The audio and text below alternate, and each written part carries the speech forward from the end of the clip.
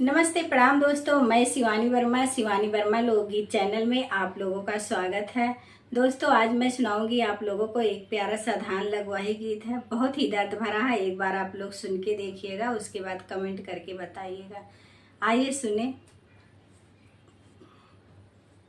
आवत देखो मैं दुई रे सिपहिया हो न रामा के गोर एक सावर हो न रामा के गोर एक सावर हो न गोर के सिरावा पे गरुवर गठरिया हो न रामा संवारे के ढल तलवरिया हो न रामा संवारे के ढल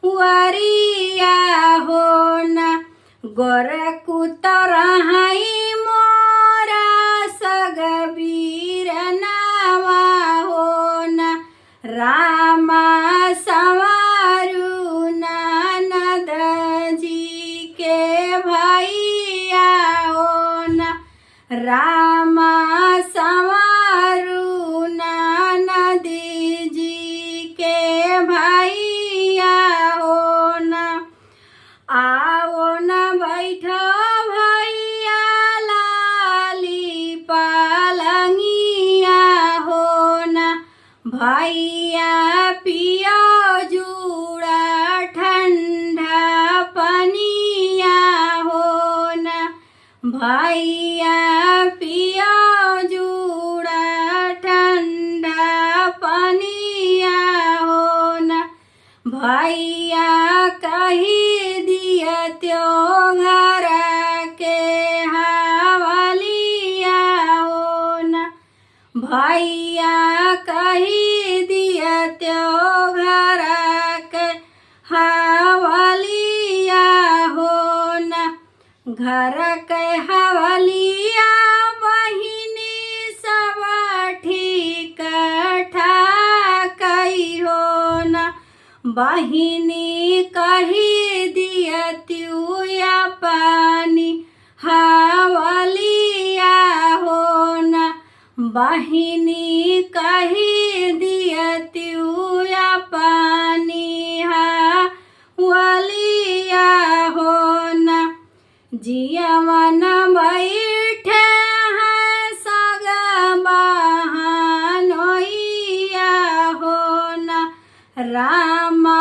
बहिनी के ढूरे लागे हसुआ हो न रामा बहिनी के ढूरे लागे हसुआ हो न कमन करना बहिनी हसुआ गिरायु हो न बहिनी कही दिया त्यूया पानी हवालिया हो न बहिनी कही दिया त्यूया पानी हवालिया हो न नव मन कुट्यो भैया नव मन पीस्यौ हो न भैया नवा मन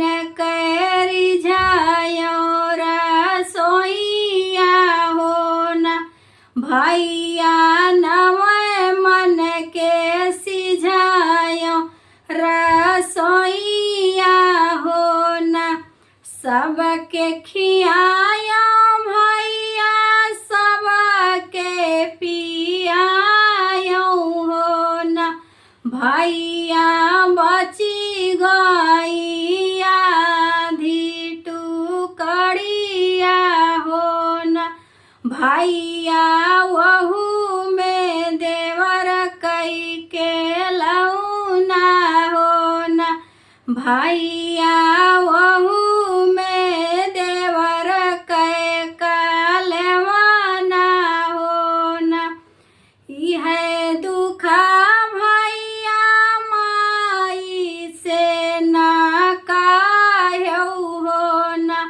भैया मचिया बैठी रहिया जोई है हो ना। भैया सिरावा पटकी माई रोई है हो ना। भैया सिरावा पटकी माई रोई है हो ना। भैया मचिया बैठी बहुताई रोई है हो ना। ई दुखा भैया भौजी से ना काह्यो हो ना।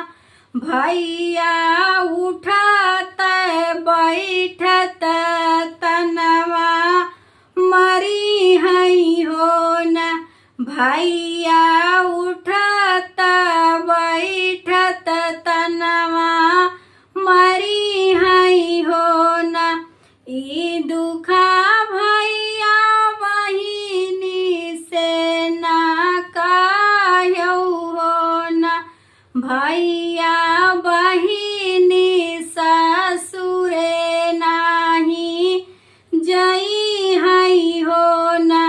भैया बहिनी ससुरे नाही जई है हो ना। ई दुखा भैया बापाई से ना काह्यो हो ना। भैया बापाई मान ही मान सोची है हो ना। भैया बापाई मान ही मान सोची है हो ना। तो कैसा लगा ये गीत? बहुत ही दर्द भरा गीत है, आप लोग सुन के बताइए।